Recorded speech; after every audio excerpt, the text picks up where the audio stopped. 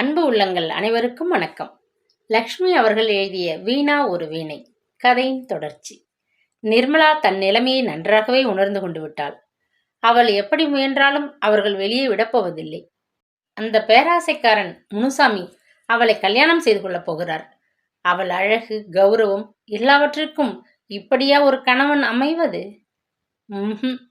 அவள் எப்படியாவது அங்கிருந்து தப்பிவிட வேண்டும். பகலும் இரவும் அவள் மூளையில் பல பல சிந்தனைகள். சவிதா அந்த வியாபாரத்தில் மிகவும் அனுபவப்பட்டவள். அவள் கை வழியே இடம் மாறிய இளம் பெண்கள் எத்தனையோ பேர். யார் யாரை எப்படி வழிக்கு கொண்டு வர வேண்டும் என்பது அவளுக்கு கைவந்த கலை. ஆனால் ஒரு சின்ன பெண் பள்ளிக்கூடத்து சிறுமியின் மூளை அவளுடையதை விட பரபரப்பாக சிந்திக்கக்கூடும் என்பதை அவள் எதிர்பார்க்கவில்லை. யானைக்கும் அடி சறுக்குமே. எத்தனை வற்புறுத்தி கேட்டும் நிர்மலா தன் உண்மை பெயர், முகவரி, தான் யார் மகள் என்ற விவரத்தை சொல்லவே இல்லை. அதிகம் அதட்டி கேட்டால் ஓவென்று அழத் தொடங்கினாள். வீட்டை விட்டு ஓடி வந்து விட்ட பெண் தன் முகவரியை சொன்னால் நாம் திரும்ப அங்கே கொண்டு போய் விட்டு விடுவோம், பெற்றோர்கள் செய்த தவறுக்கு கடுமையாக தண்டிப்பார்கள் என்ற அச்சம் போலும். மக்கு பெண். இந்த வீட்டுக்குள் வந்தவர்கள் வீட்டை கனவில் கூட பார்க்க முடியாதே. தனக்குள் எண்ணி சிரித்து கொண்டாள் சவிதா. தனது கண்டிப்பான தோரணையை சற்று தளர்த்தினாள். வெளிவாயிற்கதவு உள்ளே பூட்டப்பட்டு இருக்கிறது. கீழே மாடிப்படி அருகில் ஒரு காவலாளி இருக்கிறான். அவர்களை மீறிக்கொண்டு அந்த சின்ன பெண் ஓடிவிட முடியாது என்ற அசட்டை அவர்களுக்கு. 2 தினங்களுக்கு பின் நிர்மலா தங்கியிருந்த அறையின் கதவை வெளிப்புறம் பூட்டுவதை நிறுத்திவிட்டார்கள். அங்கிருந்த மற்ற 4 பெண்களைப் போல வீடு முழுவதும் வளைய வரும் உரிமையை நிர்மலாவுக்கும் வழங்கிவிட்டாள். முனுசாமி சொன்னது போல் ஒரு சில நாளில் நல்ல வைத்திய கவனிப்பால் நிர்மலாவின் முதுகு காயம் குணமடைந்து வலி குறைந்து லேசான தழும்பாக மாறியது. சத்தான உணவை தின்று ஓய்வாக இருந்ததன் பயன் நிர்மலாவின் கண்ண கதுப்புகள் ஆப்பிளைப் போல சிவந்து அழகாக தெரிந்தன. பகட்டான உடைகளில் அந்த பெண் தகதகவென்று பார்க்க அழகாகிவிட்டதைக் கண்டு சவிதாவுக்கு ஒரே வியப்பு. மெழுகு பொம்மை போல மின்னும் அந்த சிறுமியை விற்றுவிட்டால் சில மாதங்களில் ரூபாயை அள்ளி விடுவாளே. ஆனால் முத்துசாமியை விரோதித்துக் கொள்ள இயலாதே. அவரை நினைத்ததும் அச்சம் வந்தது.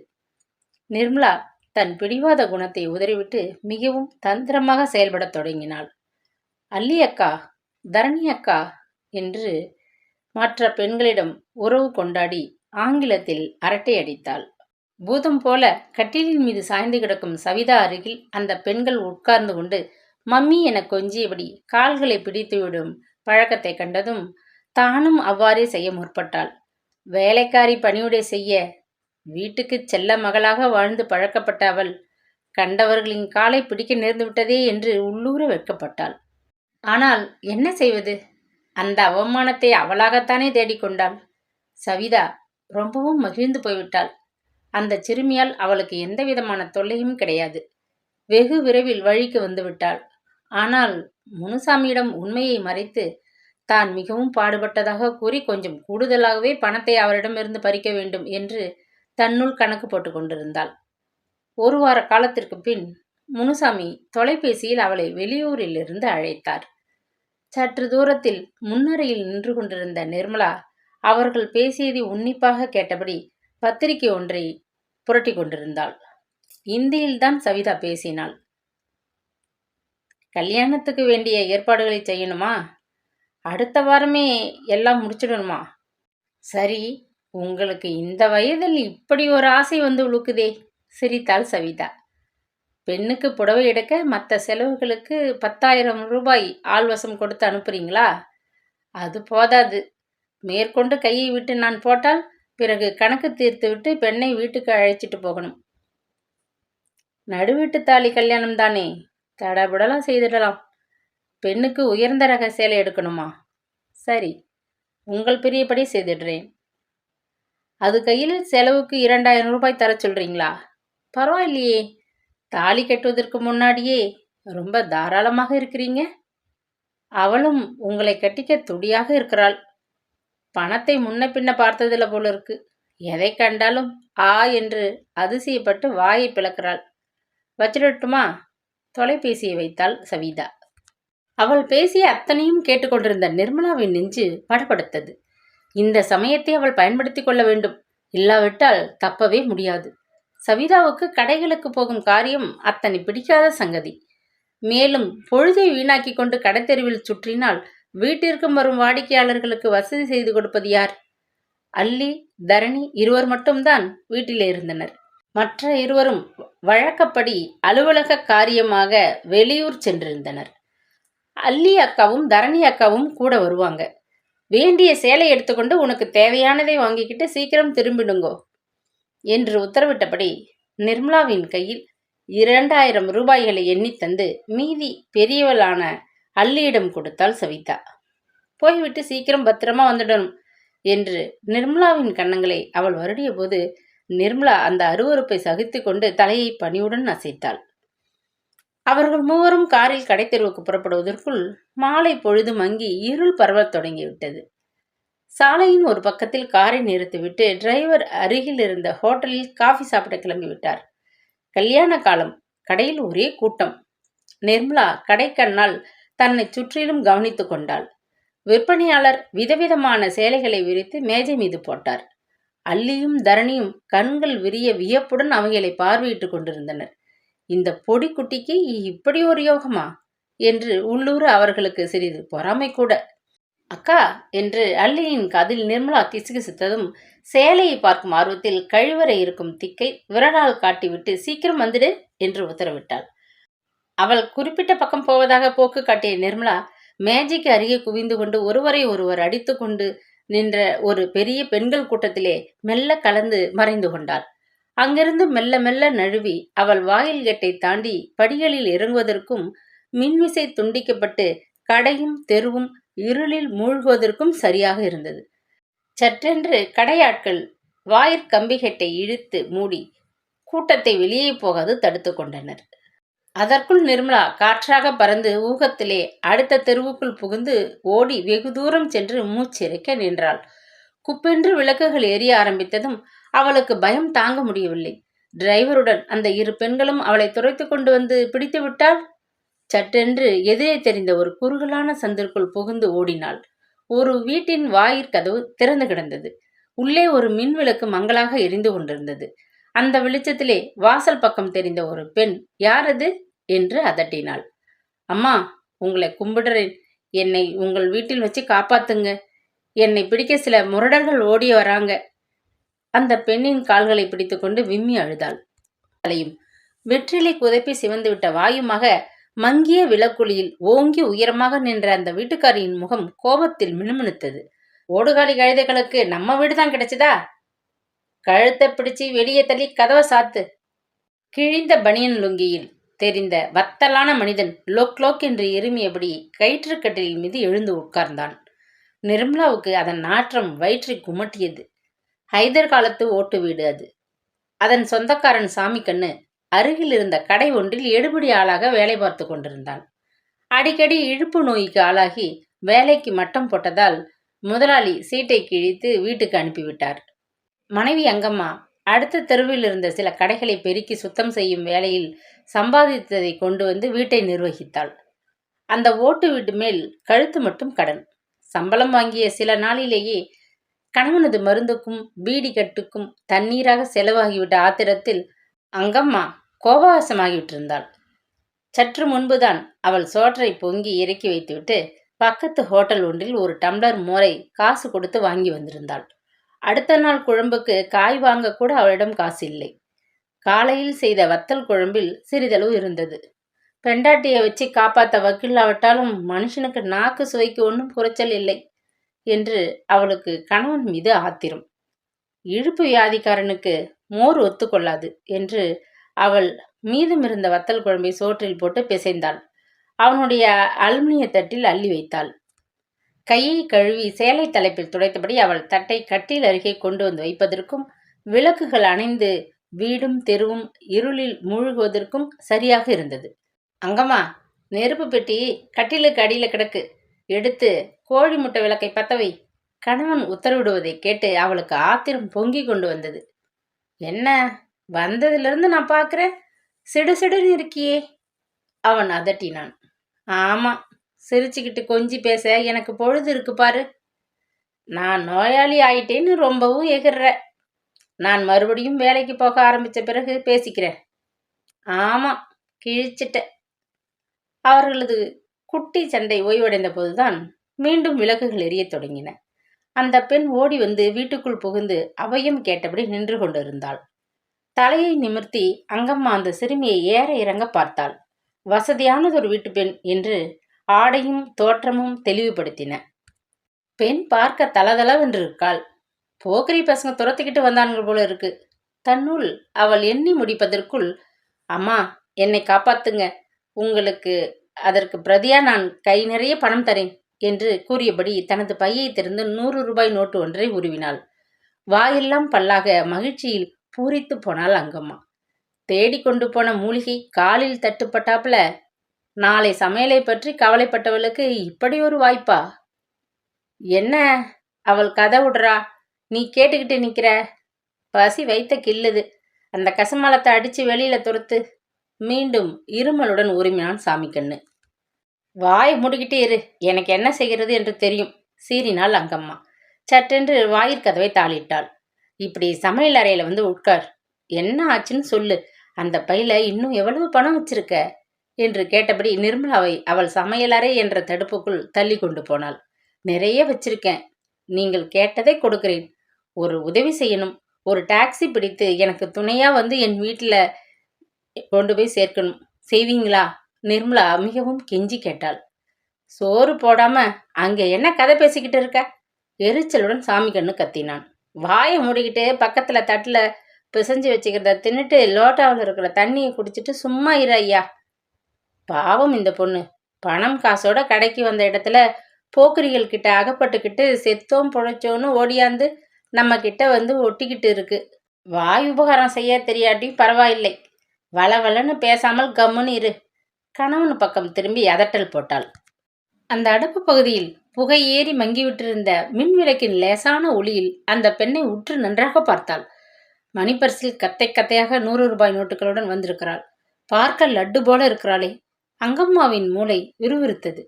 தானே வந்து சிக்கிக்கொண்ட ஸ்ரீதேவியை அவள் வெளியே துரத்த பைத்தியமா என்ன? இப்போ இந்த வேளையில் வெளியே போவது தப்புமா?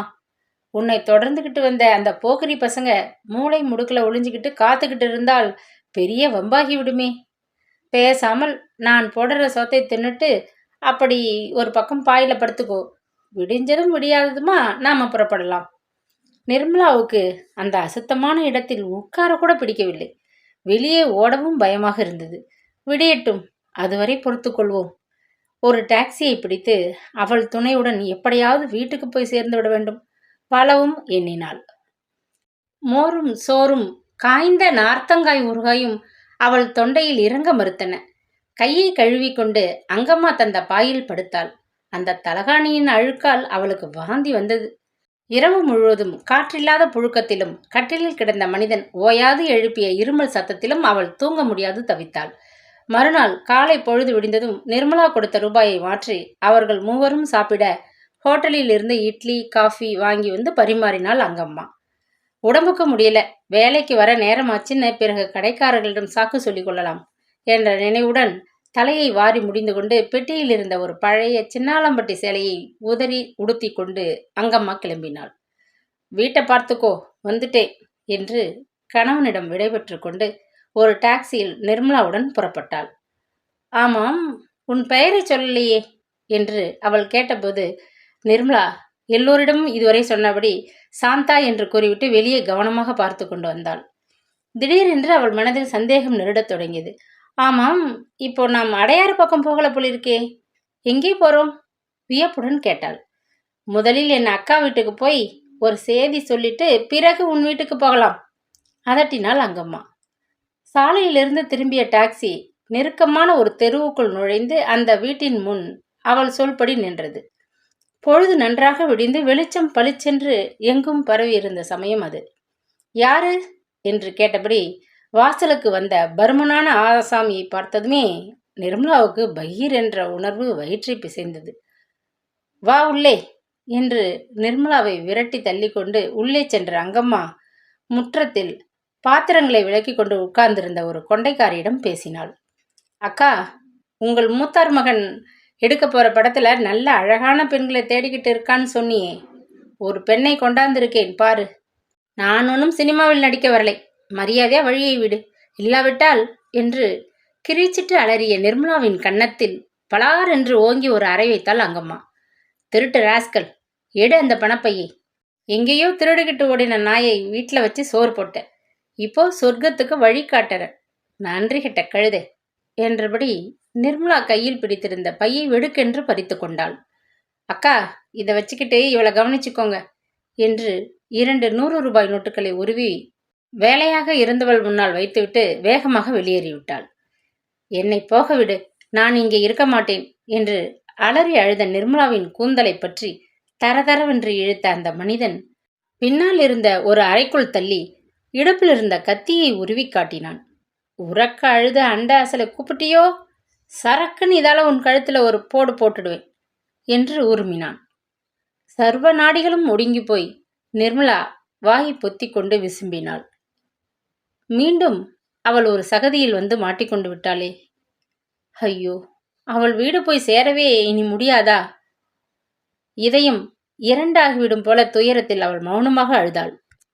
அறைக்குள் சிறைப்பட்ட நிர்மலா தனது நிலையை சிறிது நேரத்தில் புரிந்து கொண்டு விட்டாள். அவர்கள் பிள்ளை குட்டியற்ற நடுத்தர வயது தம்பதியர். கணவன் தமிழிலும் மனைவி தெலுங்கிலும் பேசி வாழும் குடும்பம். அவன் அவளை பங்காரு என்று பெயர் சொல்லி அழைத்ததை கொண்டு மனைவி பெயர் பங்காரு என்பது புரிந்தது. அவர்களிடமிருந்து எப்படி தப்புவது என்று குழம்பிக் கொண்டிருந்த போது வாயிற்கதவு தட்டப்படும் ஓசை கேட்டது. கதவு திறக்கப்படும் கிரீச் சத்தத்தை தொடர்ந்து ஒரு மனிதனின் குரல். காளி, நான் சொன்னதை தயாரா வச்சிருக்கியா? நீ கேட்டு என்றைக்காவது இல்லைன்னு எதையும் சொல்லியிருக்கேனா? பங்காரு, நாயர் கடைக்கு போய் சூடா ஒரு சிங்கிள் டீ வாங்கியா, நம்ம தரகர் தம்பி ரொம்ப களைச்சு போய் வந்திருக்கார் என்று உத்தரவிட்டான் வீட்டுக்காரன். சுவரிலே சாத்தியிருக்கிற கைத்துக்கட்டலை இழுத்து போட்டுக்கோ நமச்சிவாயம். போன வாட்டி நான் அனுப்பி வச்ச உருப்படிகளை ஒன்றும் தேரலன்னு திருப்பி அடிச்சுட்ட. நான் என்ன பண்றது, எக்ஸ்ட்ராவா இருந்தாலும் மூக்கும் மொழியுமா இருக்க வேண்டாமான்னு டைரக்டர் கோவிச்சுக்கிட்டார். ஆமாம், அதுகளை என்ன செஞ்ச?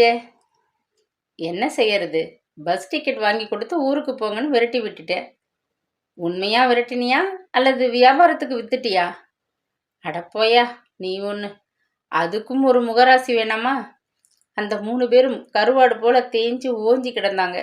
தண்டச்சோறு யார் போடுறதுன்னு வந்த இடத்துக்கே அனுப்பிச்சிட்டேன். இப்போ கைவசம் இருக்கிறது எப்படியாம்? பார்த்தா அசந்து போயிடுவ. பச்சை கிளி போல சும்மா தகதகன்னு இருக்கு. பங்காருக்கு கொஞ்சம் தூரத்து உறவு பொண்ணு, அதனால உறவை விட்டுத்தல, வியாபாரத்துக்கு வருவோம். ஒரு நாளைக்கு 50 ரூபா, 5 நாள் படப்பிடிப்பு. இந்த பெண்ணுக்கு ரொம்ப சிரமமான வேடம் கிடையாது. சும்மா ஒரு குடத்தை இடுப்பில் வச்சுக்கிட்டு மற்ற பெண்ணுங்களோட கதாநாயகி சுற்றி பாட்டுக்கு ஏற்றாப்புல கும்மாளம் போட காட்சி. நம்ம காட்டுப்பாக்கம் கிராமத்து ஏரிக்கரையில் தான் படப்பிடிப்பு. கதை, வசனம், டைரக்ஷன் எல்லாம் நம்ம நந்தகோபன் சார் தான். போன படம் என்ன பேரு? காத்தோடு போன காதல். ரொம்ப நல்லா ஓடிச்சு இல்லையா? இது அவரோட சொந்த படம். நீ சொன்ன நம்ப மாட்ட, சில அடி கூட படம் எடுத்து முடிக்கவில்லை. அதற்குள் பணத்தை மூட்டை கட்டிக்கிட்டு படத்தை வாங்க அவரை வட்டமிட்டு கொண்டு இருக்கான்கள். போன படத்துல தென்னந்தோப்பு டான்ஸ்ல ஆடின அந்த எக்ஸ்ட்ரா குமாரி குந்தலாங்கி இதிலே கதாநாயகியா போட்டிருக்கிறார். பாரப்பா அவளுக்கு அடிச்ச யோகத்தை. அப்போ நம்ம பெண்ணுக்கும் கதாநாயகி வேடம் கிட்ட வாய்ப்பு இருக்குன்னு சொல்லு. காளி என்ன, நீ சொன்னாப்பல பொண்ணு கண்ணுக்கு மினுமினுன்னு இருந்தால் மற்றதை நான் கவனிச்சுக்கிறேன். ஆமாம், அது எங்கே? படப்பிடிப்பு நாளை காலையில் தானே. நீ வேன் எடுத்துக்கிட்டு வா, நாங்கள் தயாரா இருக்கோம். இப்போது அது தன் பாட்டி வீட்டுக்கு போயிருக்கு. பெரியவங்க கிட்ட உத்தரவு வாங்கிக்க வேண்டாமா? அப்போ நாளை காலையில நான் வந்துடுறேன். கட்டாயம் பெண்ணை தயார் பண்ணி வை. இன்னும் நான் 6 வீடு ஏறி இறங்கணும். பங்காரு உள்ளே வரும் காலடி சத்தம் கேட்டது. டீயை குடிச்சிட்டு போயா, தொண்டை காஞ்சிடும். அவள் சிரிக்க, ஆண்கள் இருவரும் சிரிக்க, அந்த சிரிப்பு வீட்டுக்குள் அலைபாய்ந்து நிர்மலாவின் வயிற்றை நெருப்பாய் சுட்டது. சிறிது பொழுதில் நமச்சிவாயம் வெளியேறியதும் வாயிற்கதவை தாழிட்டு விட்டு பங்காரு பின்புறத்தின் கதவை திறந்தாள். குளிச்சுட்டு தலையை சீவிக்கிட்டு இவள் கொடுக்கிற துணியை போட்டுக்கிட்டு, இதுகளை துவைச்சி போடு, காய்ந்ததும் வெட்டி போட்டு வாங்கி வைக்கிறேன் நாளைக்கு இதுகளை போட்டுக்கிட்டு நீ எங்களோட படப்பிடிப்புக்கு வரப்போற. நான் மாட்டேன். எனக்கு படத்துல நடிக்க விருப்பம் இல்லை. நாங்க சொல்றத நீ செய்ய போற. இல்லாட்டா முதுகு தொலை உரிச்சு உப்பு தடவிடுவேன். வெட்டிக்கு சோறு போட எனக்கு தலைவிதியா? இன்னையிலிருந்து நான் உன் அப்பன், இவள் உன் அம்மா. யார்கிட்டையும் எதுவும் மூச்சு விட்டியோ உசுரோட புதைச்சிடுவேன். மிரட்டலாக கண்களில் கோபம் தெறிக்க பேசினான் காளி. அடுத்த நாளிலிருந்து அவளது வாழ்க்கையில் இன்னொரு திருப்பம். சூடான கடற்கரை மணலில் மண்டை வெடிக்கும் வெயிலில் நைலான் பாவாடையும் தாவணியும் உடலை பொசுக்க கதாநாயகியுடன் கைத்தட்டி ஆடி பாடிய கும்பலில் அவளும் கூத்தாட வேண்டியிருந்தது. வாரம் முழுவதும் கும்மியடித்து குதித்து குலுங்கி ஆட வேண்டிய நிர்பந்தம்.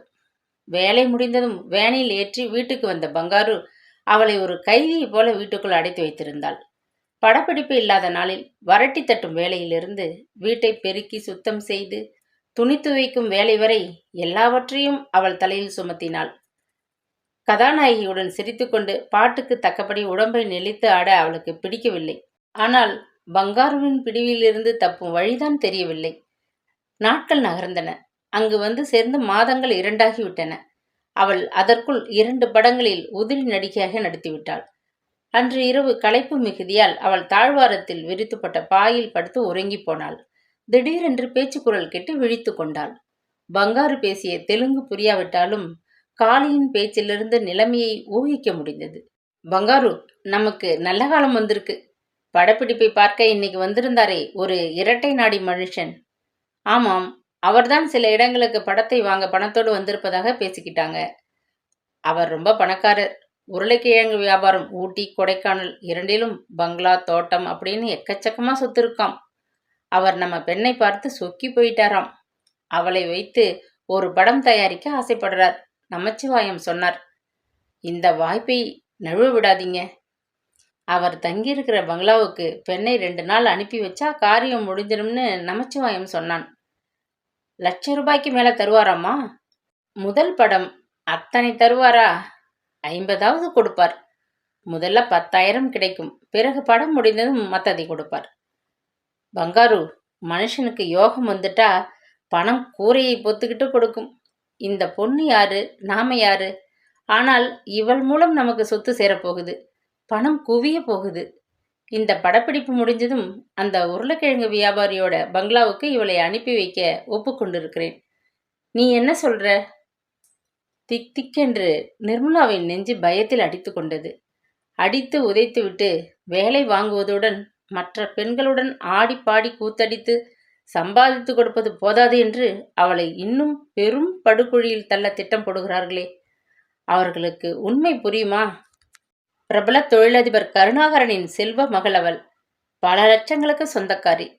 அவளை ஏதோ தெருவில் அலையும் அனாதையைப் போல பிடித்து வைத்துக்கொண்டு அசிங்கமான தொழிலில் தள்ள பேரம் பேசுகிறார்கள். இந்த முறை அவளை அவர்கள் அப்படி ஏதாவது ஒரு சிக்கலில் மாட்டிவிட்டால் அவள் கொஞ்சமும் அஞ்சாது அந்த உருளைக்கிழங்கு வியாபாரியின் மண்டையை கைக்கு கிடைத்த பொருளால் உடைத்து நொறுக்கிவிடப் போகிறாள். மானத்தை இழப்பதை விட கொலைகாரி என்ற பேர் எவ்வளவோ மேல். தோழி வசந்தி சொல்லியிருக்கிறாள். மைனர் பெண்ணோ பிள்ளையோ கொலை வழக்கில் சம்பந்தப்பட்டால் அவர்களுக்கு பெரியவர்களுக்கு கொடுக்கப்படும் கடும் தண்டனையை நீதிபதி வழங்க மாட்டார். அவர்களுக்கு கருணை காட்டி சீர்திருத்த பள்ளிக்கு அனுப்பிவிடுவார்கள். அப்போ அவள் உண்மை பெயர், விவரம் எல்லாம் தெரிவிக்க நேரும். அண்ணன் நரேந்திரன் தங்கைக்கு ஏற்பட்ட அவமானத்தை கேட்டு மனம் நொறுங்கி போவார். சின்னம்மா வீணா அவளை பார்க்கவும் விரும்ப மாட்டாள். ஊரே அவளை பற்றி பேசும். பத்திரிகைகளில் செய்தி அடிபடும். அவளது அந்தரங்க பள்ளி தோழிகள் அதற்கு பின் அவளோடு பேச அஞ்சுவார்கள், வெட்கப்படுவார்கள். அவளது வருங்காலம் அவமானத்தில் மூழ்கி இருளாகி போய்விடப் போகிறது. அவளையும் மீறி பொங்கிய கண்ணீர் முத்துக்களாக தலையணி மீது சிதறின. இக்கதையின் இறுதி பாகம் நாளை தொடரும்.